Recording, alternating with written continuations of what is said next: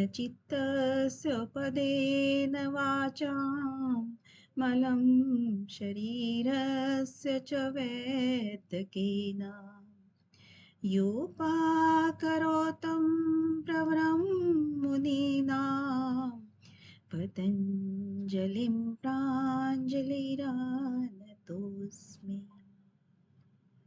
हरि ने आसन तक कर लिया था, ठीक है, यम हो गए थे। प्राणायाम यम से को महाव्रत कब कहा था, क्या क्या कंडीशन थी उसके लिए महाव्रत कहने के लिए, सभी बताइए जरा। जगह जाति देश काल और समय में जाति अविच्छिन्न। देश काल और समय। हाँ, जाति देश काल और समय, काल और समय का भी आपको अंतर समझा दिया था, और जाति और देश था ही, तो 4 चीजें दी हुई हैं। और ये जो है ना, अभी हमारे आगे जैसे जैसे हम पढ़ेंगे तो इनमें सिमिलर और भी चीजें होंगी, तो आपको कूट के रूप में विषय में जो भी है वो पूछ लिया जाएगा कि इस कंडीशन के लिए कौन कौन सी चीजें हैं, तो वो आपको एक तरह से टेबल बना के रखनी है जिसमें आपको याद रहे कि ये जो चीजें थी किसके लिए बोली गई थी। तो ये इनमें अगर होगा तो महाव्रत कहलाएगा। अब ये यम के बारे में था या नियम के बारे में था? यम के बारे में। यम के बारे यम में, के बारे। यस। तो यम के बारे में हो गया, यम के फल बता दिए थे, उसके बाद नियम आया, नियम के फल बता दिए। अब यम नियम के बाद आसन आया, आसन के बारे में बता दिया, स्थिर सुखम आसनम, ठीक है। और उसके बाद जो प्रयत्न शैथिल्य अनंत समापत्तिभ्याम, प्रयत्न शिथिल हो जाते हैं जब, और आपका चित्त अनंत में लग जाता है, जिसमें आप लगाना चाहते हो उसमें लग जाता है, तो वो ही असल में आसन है। और आसन का फल क्या है? फल हो गया कि ततो उससे फिर द्वंद्व अनभिघात, द्वंद्व जो है ना आपको बाधा नहीं पहुंचाते हैं, अभिघात नहीं करते हैं, कष्ट नहीं देते हैं, ठीक है। 49 में कह रहे हैं कि यम नियम आसन, उसके बाद आता है प्राणायाम। प्राणायाम की अगर परिभाषा देखें तो बहुत सटीक परिभाषा दी हुई है, ऐसी परिभाषा किसी ने नहीं दी है जो महर्षि पतंजलि ने दी है। प्राणायाम की परिभाषा, तस्मिन् सति श्वास प्रश्वासयोर गति विच्छेद प्राणायाम। तो जो गति विच्छेद होता है, हम आमतौर पर जो श्वास और प्रश्वास करते हैं इच्छा से नहीं करते हैं, अपने आप आ रहा है और अपने आप ही निकल भी रहा है, तो जब हम उसकी गति को ब्रेक कर देते हैं, उसका विच्छेद कर देते हैं, तो उसी को ही प्राणायाम कहा है।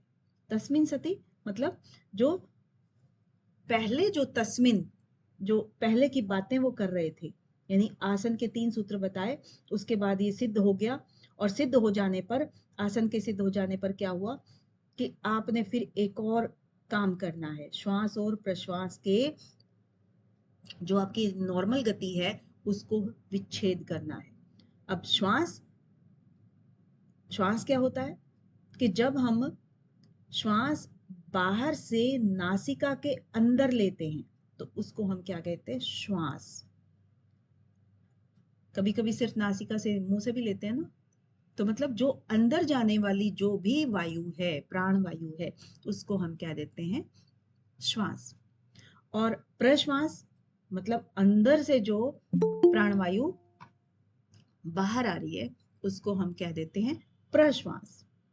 इनहेल और एक्सेल।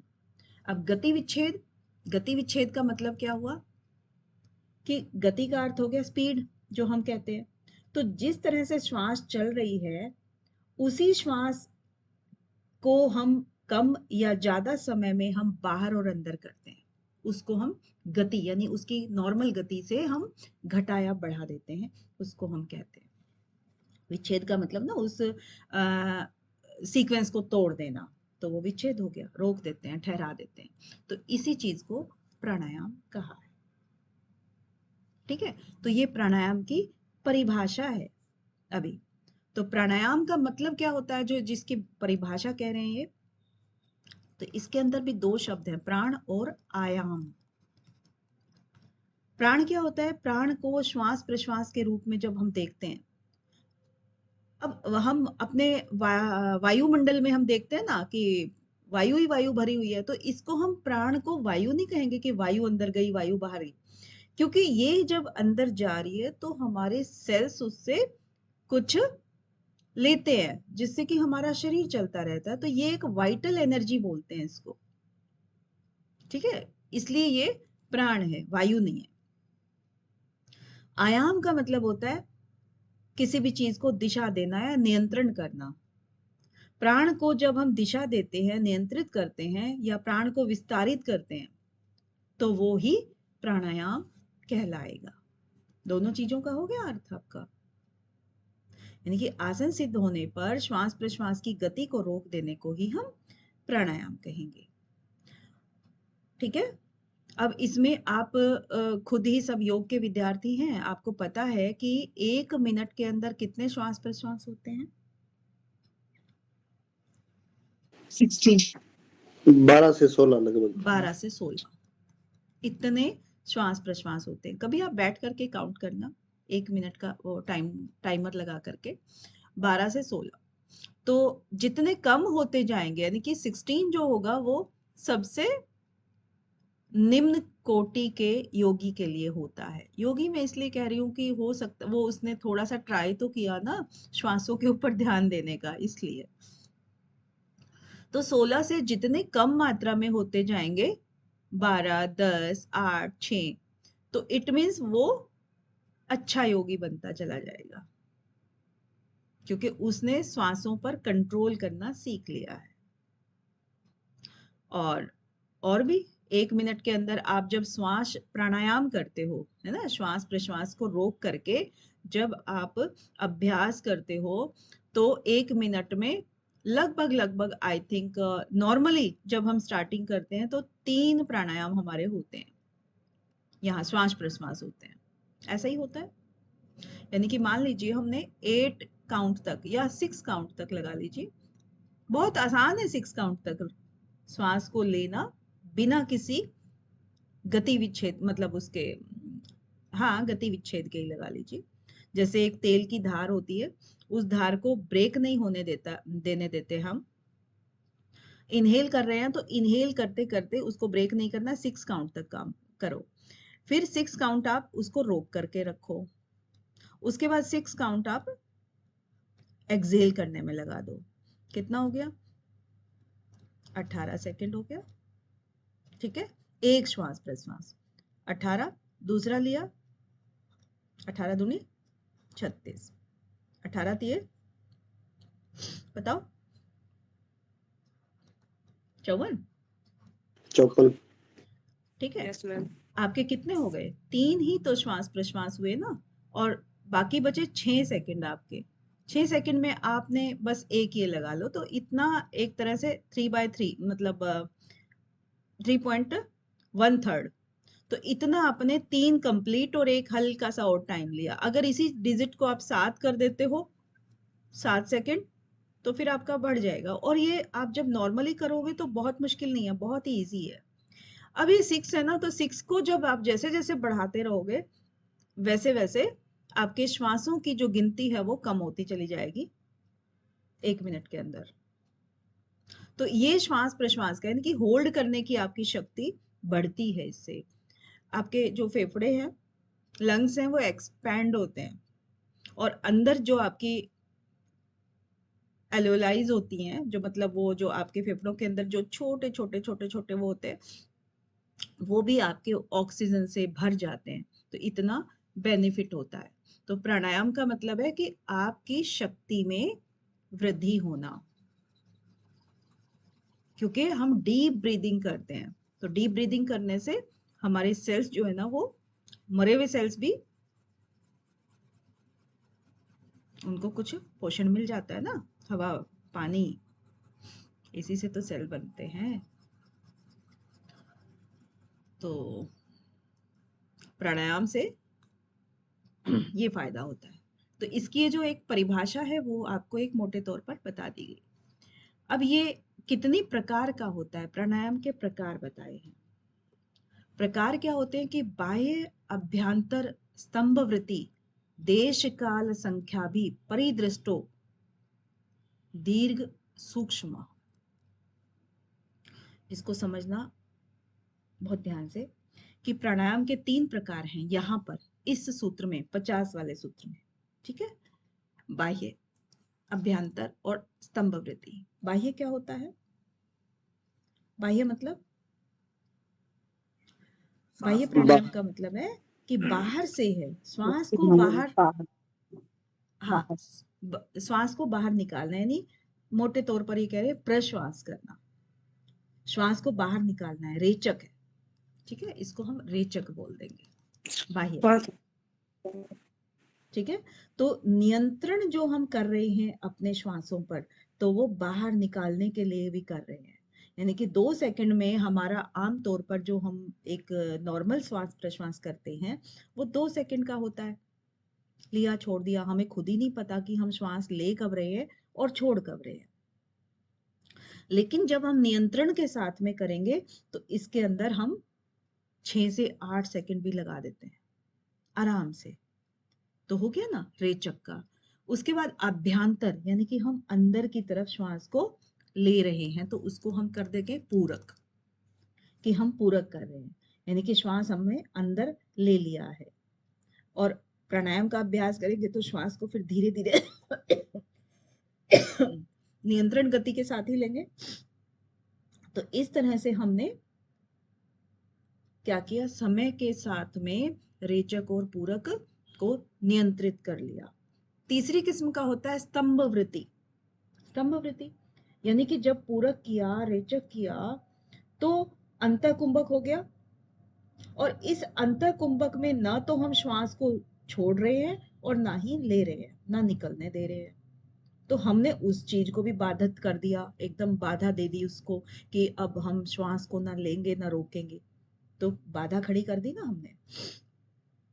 तो इसीलिए इसको स्तंभ वृत्ति कहते हैं, कि श्वास ना अंदर जा रहा है और ना ही हम बाहर छोड़ रहे हैं उसको, जो है वो एकदम से स्ट्रेच हो गया।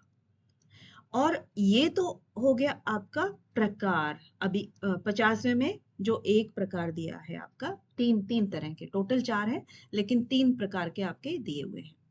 इसके बाद ये देश काल और संख्या भी, अब यहाँ पर भी आ गया ना। पहले क्या आया था हमारा, डिजिट इस तरह की कुछ थी, जाति देश काल समय। अब एग्जामिनर ने तो ऊपर एक लाइन दे देनी है, उसके बाद ऑप्शन आपके देश काल संख्या भी और समय और काल, ये सब चीजें मतलब जो भी दे देंगे, तो उसमें से आपको छांटना है। तो संख्या क्या है आपका, देश और काल तो सिमिलर है ना। संख्या आपका प्राणायाम की दृष्टि से होगा, क्योंकि हम श्वासों को ही गिन करके अंदर लेंगे और काउंटिंग करके अंदर लेंगे और काउंटिंग करके बाहर छोड़ेंगे।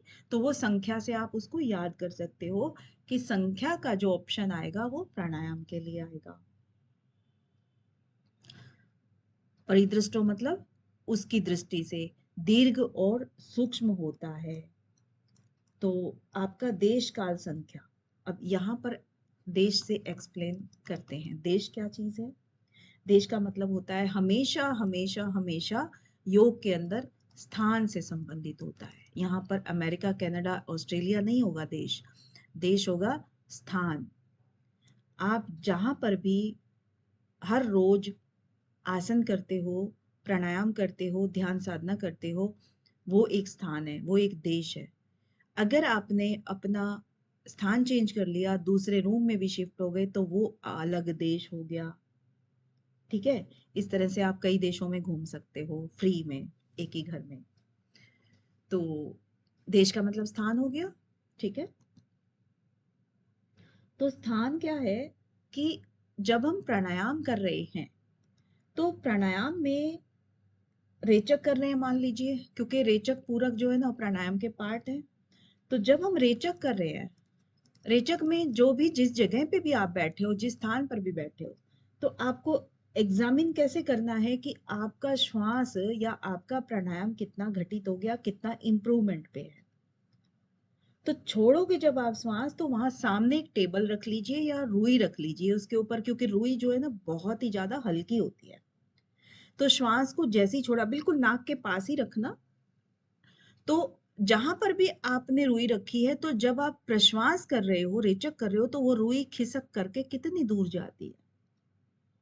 तो इस तरीके से आप अपना टेस्ट कर सकते हो कि कितना जो श्वास है वो स्थान के हिसाब से आपका कितना आगे खिसका। ठीक है, जब श्वास का ये प्रवाह।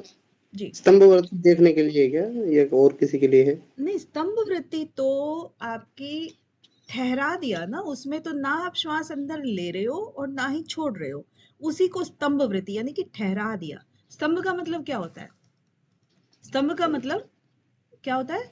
खंबा वो तो ना। एक पिलर, हाँ हाँ। हाँ, खंबा। तो खंबा खंबा तो या खड़ा रहता है, आप पिलर। उसको हिला नहीं सकते ना। यानी कि ये किसी शायद भी मैंने चीज सोचा को कि बाद में स्तंभित हो गया, एकदम रोक। स्टैच्यू जैसे बोलते हैं ना, हिलने डुलने की प्रक्रिया नहीं है स्तंभ अब वृद्धि उसके अंदर। मतलब स्थिर होना।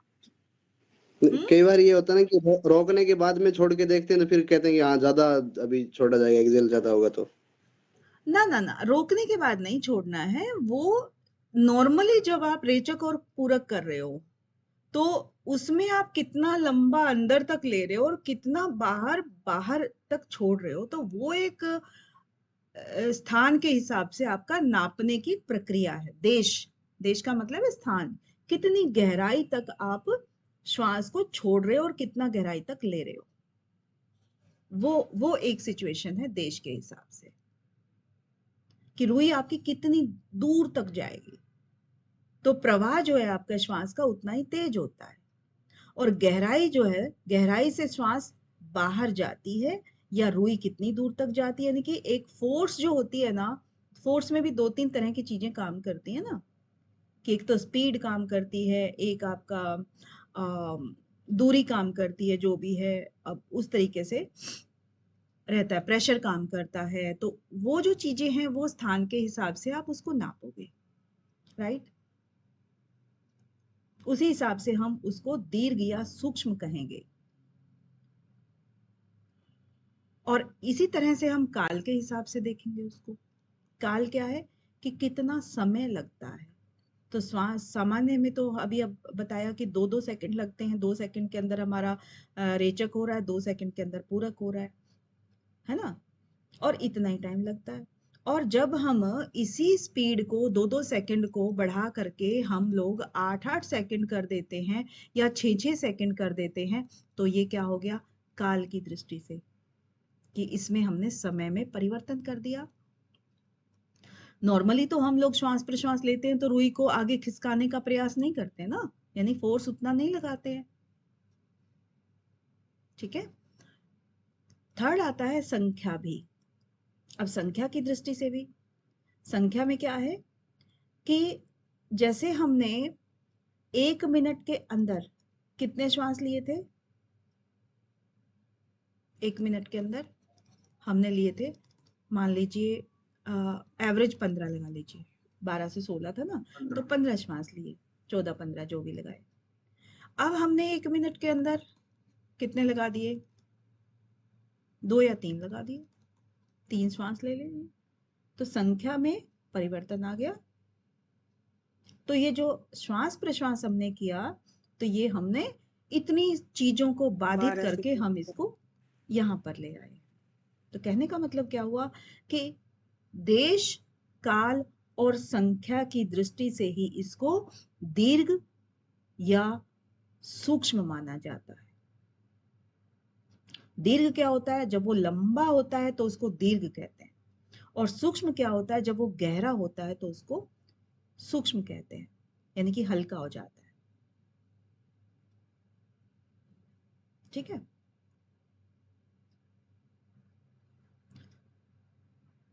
ठीक है, क्लियर है। हाँ जी। चलिए, तो एक जैसे व्यास भाष्य जी, व्यास ने जो अपने भाष्य में कहा, तो उसके हिसाब से भी एक काउंटिंग आती है। अगर उसमें से क्वेश्चन बने तो देख लेना, मुझे पता नहीं है, लेकिन बताना मेरा फर्ज है। तो जैसे उन्होंने मात्राओं के हिसाब से भी कुछ कहा है कि मृदु, मध्य और अधिमात्र। मात्राओं, मात्रा क्या होती है कि जैसे 12 मात्रा, अगर आपका श्वास 12 मात्रा वाला होता है तो वो होता है मृदु। 12 का मतलब होता है काउंटिंग ना, कि आपने 1 2 3 4 5 ऐसे करके 12 किया तो आपका मृदु किस्म के आप साधक कहलाओगे। अगर इसी को 24 मात्रा वाला हो गया तो आप मध्यम साधक कहलाओगे। और अगर 36 का किया तो आप उत्तम यानी अधिमात्र साधक कहलाओगे। वो उस स्तर का होता है। ठीक है, तो एक तो हो गया मात्राओं के हिसाब से आपका। अब इसको दीर्घ और सूक्ष्म के हिसाब से देख लेते हैं कि 12 मात्रा वाला क्या है। किस माना हमने मृदु, जैसे कि दीर्घ एक तरह से कहेंगे हम, मृदु वाले का दीर्घ कह देंगे कि दीर्घ था यानी लंबा था थोड़ा, लेकिन लंबे के साथ में गहरा भी होना चाहिए। लंबाई क्या होती है, लंबाई इस तरफ से होती है मान लो, और गहराई होती है इस तरफ से, है ना। तो लंबे के साथ में फिर वो गहरा भी होता चला जाए ऐसे। तो आपका 12 मात्रा तक आपका दीर्घ ही कहलाएगा, जो कि मृदु साधक के लिए होता है। और 24 मात्रा में सूक्ष्म कहलाएगा, जो कि मध्यम साधक के लिए होता है। और 36 मात्रा में आपका अति सूक्ष्म हो जाएगा। तो अब इसकी जो है ना, क्योंकि हमारे पास कोई प्रैक्टिकल थ्योरी नहीं है, हम प्रैक्टिकल नहीं जानते हैं, तो फिर इसको बहुत ज्यादा एक्सप्लेन हम नहीं कर सकते हैं। बस जो मात्राएं थी, जो बुक में था, वो मैंने आपको एक्सप्लेन कर दिया। तो 3 प्रकार के हो गए। परिदृष्टो मतलब उसको देखने से, काल देश काल संख्या की दृष्टि से ही दीर्घ और सूक्ष्म होता है। ठीक है, आगे बाह्य अभ्यंतर विषय आक्षेपी चतुर्थ। अब चौथे प्रकार का प्राणायाम बताते हैं ये 51 वाले सूत्र में, यानी कि बाहर अंदर के विषयों को फेंकने वाला। बाह्य और अभ्यंतर, बाह्य विषय और अंदर वाले जितने विषय हैं, बाह्य और अंदर के विषयों को विषय आक्षेपी, आक्षेप करने वाला। इन विषयों को, विषय जो है ना आपके दोनों में आ जाएगा, बाह्य विषय और अभ्यंतर विषय। ठीक है, आक्षेपी मतलब उनको बाहर फेंकने वाला। ये चतुर्थ, चौथे प्रकार का प्राणायाम है। तो बाह्य, बाह्य का मतलब रेचक हो गया। अभ्यंतर, अभ्यंतर का मतलब आपका पूरक हो गया। तो इसके भी परे चले जाने वाला चौथा प्राणायाम है। यानी कि पूरक और रेचक जो भी चीज है, पूरक का मतलब अंदर लेना और रेचक का मतलब बाहर छोड़ना। ठीक है ना, तो ये जो विषय हैं उन सब से परे वाला एक है, वो चौथा प्रकार का है। तो इसमें जो क्या है ना, कि जो पहले वाले 3 थे इन सब के नाम नहीं दिए, लेकिन चौथे का नाम दे दिया। तो इसका मतलब है कि 3 ये वाले हैं और एक चौथा ये वाला है। तो चतुर्थ लिखा भी है। तो 4 प्रकार के प्राणायाम हो गए। ठीक है, अब बाह्य आपको पता ही है, बाह्य क्या है, रेचक। अभ्यंतर मतलब पूरक। ठीक है, और विषय, विषय मतलब आप जो भी आप कह सकते हो, अगर योग में है तो आपके जो विषय होते हैं, यानी कि जो इंद्रियों से आप ग्रहण करते हो, ग्राह्य चीजें जो होती हैं, तो वो चीज यहाँ पर, विषय का मतलब तो वही समझते हो ना आप तो आमतौर पे। तो वो चीज का मतलब यहाँ पर नहीं है इस विषय का मतलब। इस विषय का मतलब होगा आपके श्वास और प्रश्वास, रेचक और पूरक। तो जो ये वाले विषय है वो वाले। तो आक्षेपी मतलब आप इन सब को क्रॉस कर जाते हो। क्रॉस करना, जब आप पूरक और रेचक की प्रक्रिया जो चल रही थी, आप उससे ऊपर उठ जाते हो, वो वाली बात कह रहे हैं आक्षेपी के तौर पे। ठीक है, और इसके बाद चतुर्था, चतुर्था मतलब यही हो गया आपका चौथा प्राणायाम है। अब कौन सा होता है चौथा प्राणायाम? मैम केवली। केवली, केवली भी आप कह सकते हो इसको। हाँ, क्योंकि जब आप इन तीनों में एक्सपर्ट हो जाओगे ना, रेचक, पूरक और कुंभक, जो ऊपर था स्तंभवृत्ति, ऐसे ही आपको बाहर सब सारे विषय, यानी कि सब इन सब से परे होकर के जब आप केवली वाला अभ्यास हो जाता है, तब आपका पूरा प्राणायाम घटित हो जाता है। इसमें क्या था ना, पिछले वाले उसमें आया था प्रच्छर्दन विधारणाभ्याम व प्राणस्य। तो कुछ ये यही बात कह रहे हैं कि बाह्य कुंभक जो होता है ना वो सबसे मुश्किल होता है, अंतः कुंभक मुश्किल नहीं है। जब हम इन तीनों कुंभकों में, तीनों प्रकार की चीजों में जब एक्सपर्ट हो जाते हैं तब जाकर के ये चौथा वाला घटित हो सकता है, नहीं तो नहीं होगा। अब देखिए प्राणायाम हमारा घटित हो गया 50 और 51वें सूत्र में। इसका फल बताते हैं प्राणायाम का।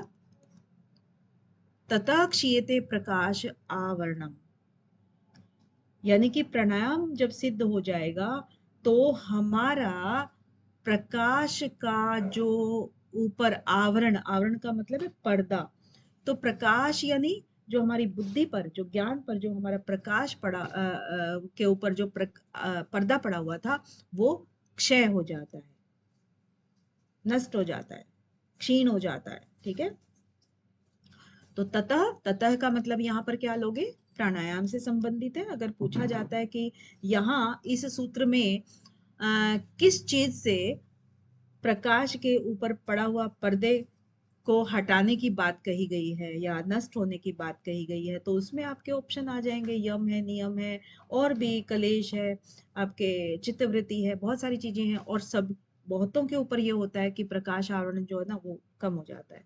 तो आपको उस स्थिति में क्रम का याद करना बहुत जरूरी है। क्रम याद होगा तो आप आंसर को ठीक कर पाओगे। ततः का मतलब यहाँ पर प्राणायाम की बात करी गई है।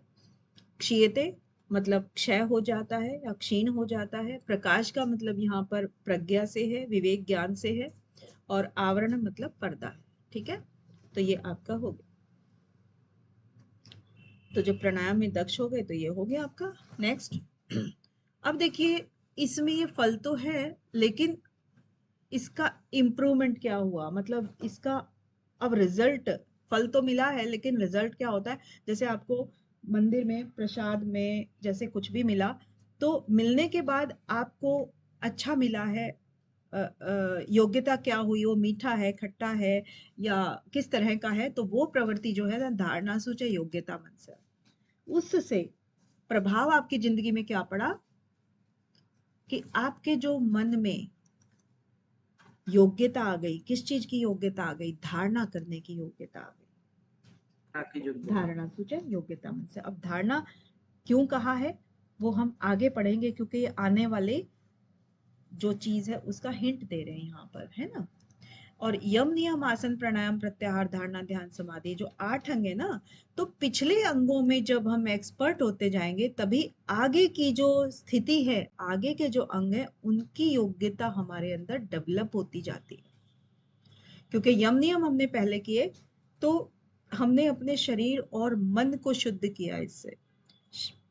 शरीर और मन यानी मन और क्या बोलेंगे उसको, कर्म, मन कर्म और वचन ऐसा कुछ बोलते हैं ना। लेकिन पहले हमने मन को और शरीर को जो शुद्ध किया, उसके बाद हमने आसन यानी कि और शरीर को ऐसा बना लिया कि अब हम स्थिर होकर के कुछ कर सकते हैं। फिर हमने अपनी अंदर की नाड़ियों को, जैसे कि कहा ना, एकाग्र करने के लिए प्राणायाम का, वायु का, जिससे कि हमारा मन जो चंचल होता है उसको कंट्रोल कर लेते हैं। तो चित्त वृत्तियों को कंट्रोल करने के लिए वायु यानी कि प्राण और वायु, इन दोनों का बहुत संबंध है ना। मन का जो चंचल होता है उसकी जितने हम श्वासें लेते हैं उतने ही हमारे चित्त वृत्तियां बढ़ती हैं, और जितने कम श्वास लेते हैं उतनी चित्त वृत्तियां हमारी कम होती हैं। तो उस तरीके से हमने प्राणायाम को वश में किया। फिर उस चित्त वृत्तियों के जो कम हो गई मन में, तो धारणा करने की योग्यता आ गई, यानी कि चित्त एकाग्रता की तरफ बढ़ने लगा है सांसारिक वृत्तियों को छोड़ करके। तो धारणा सूच योग्यता मनसः, धारणा करने की योग्यता आ जाती है। धारणा क्या है, योग का एक अंग ही है ना। किसके बाद का है, प्राणायाम के बाद का है। अब यहाँ पर एक चीज को आपको नोटिस जो करना है वो ये करना है कि जो ये हमारा सीक्वेंस है, क्रम है यम नियम वाला, ये वाला अक्सर बच्चे गलत करते हैं। क्योंकि धारणा करने से किसकी योग्यता, जब हम कह रहे हैं कि अगले स्टेप की योग्यता पिछले स्टेप को में एक्सपर्ट होने से आती है, लेकिन इसने तो बोला कि प्राणायाम के बाद धारणा की योग्यता आती है, जबकि इसके बीच में स्टेप क्या है? प्रत्याहार। इसकी योग्यता क्यों नहीं आती है? इसकी ही क्यों आई? तो अक्सर बच्चे प्रत्याहार का ऑप्शन देते ही देते हैं एग्जामिनर, क्योंकि उनको पता है कि क्रम जो है उसी तरह आगे बढ़ रहा है। तो प्रत्याहार नहीं है, वो सीधे सीधे धारणा है। धारणा सूच योग्यता मनस। जब हम प्राणायाम की बात करते हैं तो हमने प्राणों को कंट्रोल किया, इससे हमारा चित्त कंट्रोल में हो गया, मन कंट्रोल में हो गया, चित्त की वृत्तियां कंट्रोल में हो गई। फिर जो ध्यान साधना की बात करते हैं, समाधि की बात करते हैं, तो उसके स्टेप्स के तहत प्रत्याहार नहीं आता है। बैठने के बाद हमारा सीधा और सीधा धारणा, ध्यान और समाधि आता है। प्रत्याहार जो है ना, वो चीजों से वैराग्य लेने की प्रक्रिया है। रीजन क्लियर है आपको? क्लियर है ना?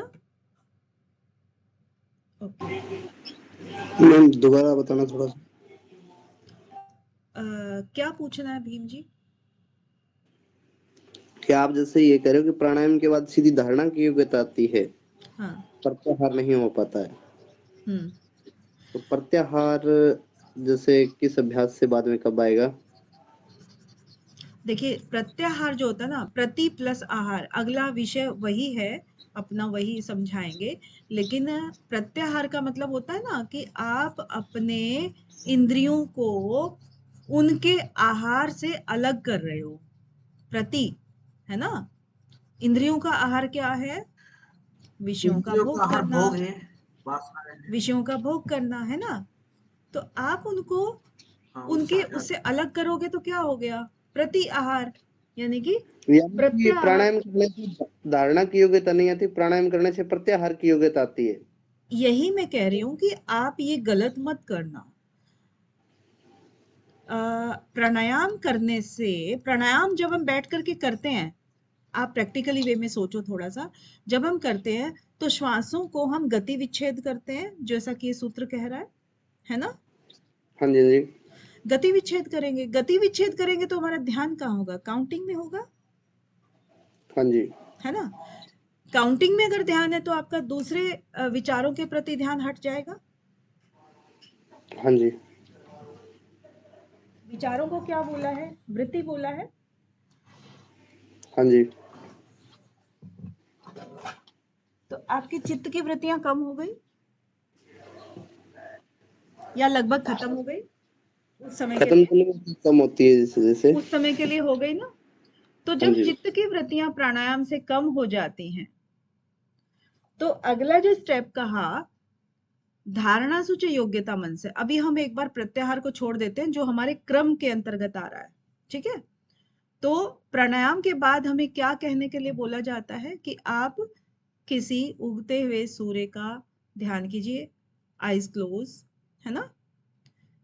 अपना कोई भी आप आलंबन ले लीजिए, चंद्रमा को ले लीजिए, सूर्य को ले लीजिए, या किसी को भी आप चाहते हो वो ले लीजिए। तो यही आपको आंखें बंद करने के लिए बोला जाता है, ठीक हाँ है? जी। तो वो जो भी आलंबन आपको दिया, इट मीन्स वो धारणा है। आपको धारणा करनी है। धारण क्या होता है? धारण करना, यानी कि किसी भी चीज को मन में लेकर के आना। तो धारणा का मतलब यही होता है ना कि आपने सूर्य, उगते हुए सूर्य को एक कल्पना की और उसको धारण कर लिया, ठीक है? जिसके ऊपर आपको कंसंट्रेट करना है। तो वो धारणा, यानी कि प्राणायाम के बाद हम ये करते हैं, ना कि अगला स्टेप करते हैं प्रत्याहार वाला। प्रत्याहार का मतलब तो हमने अपनी इंद्रियों को वश में किया है, तभी तो चीजों से हमने प्रत्याहार का अभ्यास किया है। तो वो एक डिफरेंट काम हो गया। वो यहाँ बैठे बैठे नहीं होगा। प्राणायाम के अंदर जहां जिस आसन पे हम बैठे हैं ना, बैठे बैठे नहीं होगा ये वाला। यानी कि प्राणायाम करने से हम एक स्टेप आगे पहुंच जाते हैं बजाय प्रत्याहार के। हाँ, उसको हमें स्किप करके आगे बढ़ना है कि धारणा करने की योग्यता आ जाती है, क्योंकि यहाँ ठीक। चित्त वृत्तियों को हमने कंट्रोल में कर लिया ना प्राणायाम से। हमने और फिर श्वासों को, प्रत्याहार स्वतः होने लग जाता है, भी धारणा की योग्यता आ जाती है तब। हाँ, अब क्या कह रहे हो? कि जब प्राणायाम करने से धारणा की योग्यता हो जाती है और धारणा करने से प्रत्याहार स्वतः होने लगता है। नहीं नहीं, इसको आपने इंक्लूड ही नहीं करना किसी चीज में। प्रत्याहार एक अलग प्रोसेस है। धारणा, ठीक। ध्यान, समाधि ये तो फिर आगे आ जाएंगे। इन तीनों को मिला करके तो संयम बोला है। यानी कि प्राणायाम करें, प्राणायाम के बाद आपके अंदर धारणा की योग्यता आएगी और धारणा से आप ध्यान और समाधि की ओर पहुंचेंगे, लेकिन प्रत्याहार के लिए आपको अलग प्रोसेस करना पड़ेगा।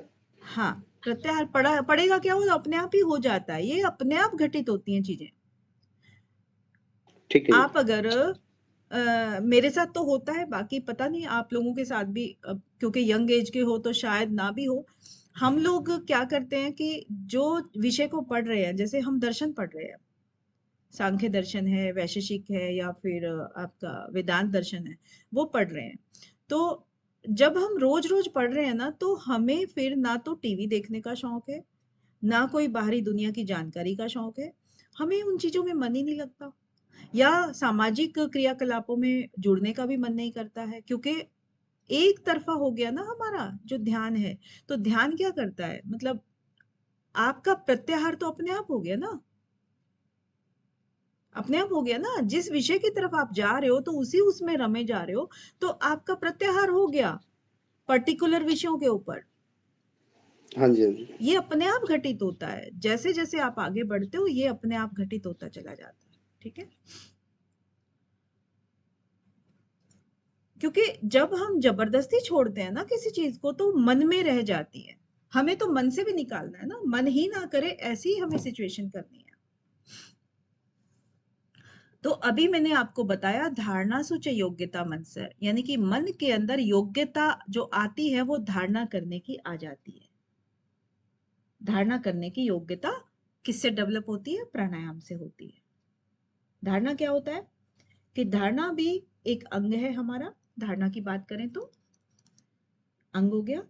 अब ये जो है किसी स्थान विशेष में या देश में या मन को एकाग्र करने के प्रयास में किसी का भी आलंबन ले लेना, उसी चीज को हम कह देते हैं धारणा। यानी कि देश बंधस्य चित्तस्य धारणा, किसी भी स्थान विशेष में अपने चित्त को लगा देना ही धारणा होता है। ठीक है, एकाग्र कर लेना। तो यहाँ पर मन का हम प्रयोग कर रहे हैं। मन, क्योंकि मन से है ना, जो वैसे चित्त भी कर लो कोई बात नहीं, लेकिन मन भी कर सकते हो। तो यहाँ पर महर्षि ने मन कहा है, तो इस शब्द का प्रयोग करते हुए फिर उन्होंने मन बुद्धि चित्त अहंकार में से मन को ले लिया। वैसे चित्त को लेते हैं हमेशा, तो ये सब एक ही चीज है। जब मन में धारणा की शक्ति आ जाती है तो फिर मन को किसी भी एक जगह पर हम एकाग्र कर सकते हैं, क्योंकि हमें पहले धारणा की शक्ति को डेवलप करना है। तो इसीलिए यहाँ पर कहा है कि प्राणायाम करने से, यानी कि जो भी हम अंतः कुंभक करते हैं, बाह्य कुंभक करते हैं, पूरक रेचक करते हैं, तो उन सब से धारणा करने की शक्ति आ जाती है ना। जैसे 10th क्लास के बाद एग्जाम देते हो तो फिर आपको 11th में एडमिशन की योग्यता हो गई, इसी तरह से। ठीक है, 54 में कहते हैं कि स्व विषय असंप्रयोगे चित्तस्य स्वरूप अनुकार इव इंद्रियाणाम प्रत्याहार। प्रत्याहार की अब परिभाषा बताएंगे कि प्रत्याहार क्या होता है। ज्ञान और इंद्रियों का, यानी कि जो ज्ञानेंद्रियां हैं उनका अपने अपने विषयों से जो संपर्क है उसको हटा देना ही प्रत्याहार होता है। तो जैसे स्व-विषया, अब स्व-विषया मतलब जो हमारी भी इंद्रियां हैं, ज्ञान इंद्रियां हैं, कर्म इंद्रियां हैं, उनको, उनके विषय क्या होते हैं? उनके अपने अपने विषय होते हैं। जैसे कि आंख का जो विषय है वो रूप को देखना है, कान का विषय है वो शब्द को सुनना है। तो वो वाले जो विषय हैं, सभी इंद्रियों के अपने अपने विषय, सविषय। असंप्रयोगे, असंप्रयोगे बहुत बार आ चुका है। इष्ट देवता प्रमोशा ऐसा था, असंप्रयोग था, इस तरह से कुछ शब्द आपके आए हैं, तो आपको पहले ही पता लग गया होगा कि असंप्रयोग का मतलब क्या होता है। ठीक है, असंप्रयोग मतलब उससे आमना सामना न होना। ठीक है, तो अपने अपने विषयों को जब हम हटा लेते हैं, हटा लेना भी हो गया ना, किससे? चित्तस्य स्वरूप अनुकार। अब देखिए, जब हमने अपने इंद्रियों को उनके विषयों से हटा लिया, जैसे कि हमने आंख बंद कर ली, तभी तो हमें सामने रूप नहीं दिखाई देगा। तो आंख बंद करी तो हमने उसको उसके विषय से हटा लिया। हटा लेने के बाद हमने आंखें बंद करी, तो आंखों का काम क्या है? देखना, देखना है ना। अब आंख तो देखेगी, अब बाहर से बंद कर लोगे तो अंदर देखेगी। तो चित्तस्य, फिर चित्त क्या करता है? चित्त का एक कार्य है, चित्त का कार्य क्या हुआ? स्वरूप अनुकार। फिर वो अपने रूप का, यानी कि चित्त का जो स्वरूप हो गया, उसके अनुसार वो उसका अनुकरण करने लगता है। अब चित्त या मन या जो भी आप कहो, जो सोचने की एक प्रवृत्ति जहां से शुरू होती है, वो फिर जिस तरह से वो अपना रूप बनाएगा, उस तरह से वो उसका अनुकरण करने लगेगा। यानी कि आंखें हमारी जो अंदर की तरफ हमने ले ली हैं, आप जैसी कल्पना करोगे वैसा वैसा ही वो देखने लगेंगे। ठीक है, आंतरिक कल्पना जो होगी वो उसी का अनुसरण करने लगती हैं। ईव इंद्रियाणाम, ईव का मतलब है उसके समान, ईव का मतलब है उसकी तरह से, उसके समान। इंद्रियाणाम मतलब जो ज्ञान इंद्रियां सारी की सारी हैं, उनकी बात करें, आंख नाक कान सारी चीजें, उनके सबके अपने अपने विषय हो गए। फिर उन सब से फिर वो जो हट जाती हैं, तो वो फिर चित्त के कल्पना का या चित्त का ही वो अनुसरण करने लगती हैं। वो जहां जहां जो जो भी कल्पना करेगा, उसी के पीछे पीछे वो चलने लगती हैं, वही चीज वो देखने लगती हैं। तो उसी चीज को क्या कहा है? प्रत्याहार। प्रत्याहार का मतलब क्या हुआ? अब यहां पर भी देखिए, प्रति और आहार, दो चीज से मिल करके प्रत्याहार बना है। प्रति मतलब उसके विपरीत हो गया एक तरह से, और आहार मतलब आहरण करना, यानी कि भोजन की बात नहीं है यहाँ पे आहार। यहाँ विषयों के, यानी कि इंद्रियों का जो विषय है उसके आहार की बात हो रही है, क्योंकि आहार का मतलब खाना ना, यूज करना। तो जो इंद्रियां अपने विषयों को ही तो यूज करती हैं, उन्हीं का तो भरण पोषण करती है ना, अपने उसमें लेती हैं। तो इंद्रियां जब अपना भोजन यानी आहार नहीं ले रही, तो उसी को हम प्रत्याहार कह देते हैं, कि प्रति आहार, यदि ये तो अपना विषय ले ही नहीं रही है, तो जो नहीं ले रही है तो यहाँ पर उसी को प्रत्याहार कह दिया है। ठीक है, तो समझ में आ गया कि जब इंद्रियां अपने विषयों से हट जाती हैं, असंप्रयोग हो जाती हैं, तब चित्त स्वरूप अनुकार, यानी कि चित्त का जो स्वरूप है, अंतःकरण का जो स्वरूप है, उसी का अनुसरण करने लगती हैं। जो भी चीज सोचने की, जो भी चीज हो रही है ना यहाँ पे, चाहे मन है कोई भी कल्पना कर रहा है, चित्त कोई भी कल्पना कर रहा है, तो उसी का ये अनुसरण करने लगती हैं। तो यही चीज प्रत्याहार है। अब इससे फल क्या मिलता है प्रत्याहार का? ततः परमावश्यता इंद्रियाणाम। अब इससे प्रत्याहार सिद्ध होने पर इंद्रियों पर पूर्ण विजय मिल जाती है। ततः परमावश्यता, इससे परम वश में हो जाती हैं इंद्रियां। अब उन इंद्रियों से कोई खतरा नहीं है कि वो क्या देख लेंगी, मन में क्या चित्तवृत्तियां उभरेंगी, है ना, उन सब का कोई अब डर नहीं है, अपने वश में हो जाती हैं। साधक अपनी इंद्रियों पर पूरी तरह से कंट्रोल कर लेता है।